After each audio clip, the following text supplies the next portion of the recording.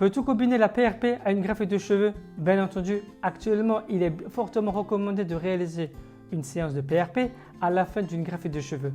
Ce PRP va stimuler la bonne prise des greffons, la bonne cicatrisation de la zone prélevée et va accélérer nettement la repousse capillaire après la greffe. Il est également recommandé de réaliser 2 séances de PRP en plus de l'année qui suit la greffe. C'est une nouvelle technique incontournable pour la réussite d'une greffe de cheveux. Cette méthode est déjà utilisée avec succès dans l'implantation dentaire, la chirurgie plastique et l'orthopédique, ainsi que dans le traitement des plaies et des brûlures. 1. La préparation du PRP se fait en 2 étapes. La prise de sang, il existe un kit prévu à cet effet permettant à une infirmière de collecter ce qui est nécessaire. Il existe différentes qualités de kits. Chaque clinique emploie un des 2 kits les plus reconnus. 2.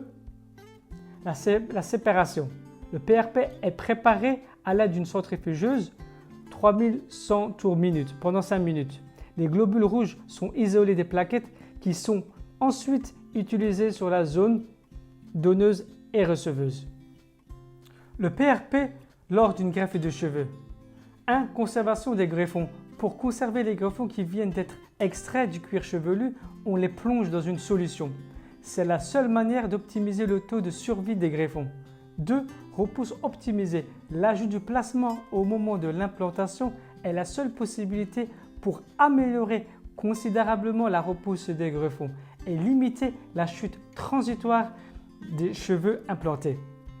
On observe que le PRP augmente également le diamètre et la qualité des cheveux implantés et retarde la chute des cheveux encore présents autour des greffons. 3. Cicatrisation. Le PRP favorise la cicatrisation et surtout la régénération de la zone donneuse. Ce dernier point est indispensable car il permet de conserver votre capital et le plus précieux, votre zone donneuse.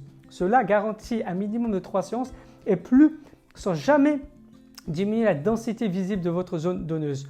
On observe généralement entre 40 et 80% de régénération de votre zone donneuse par intervention.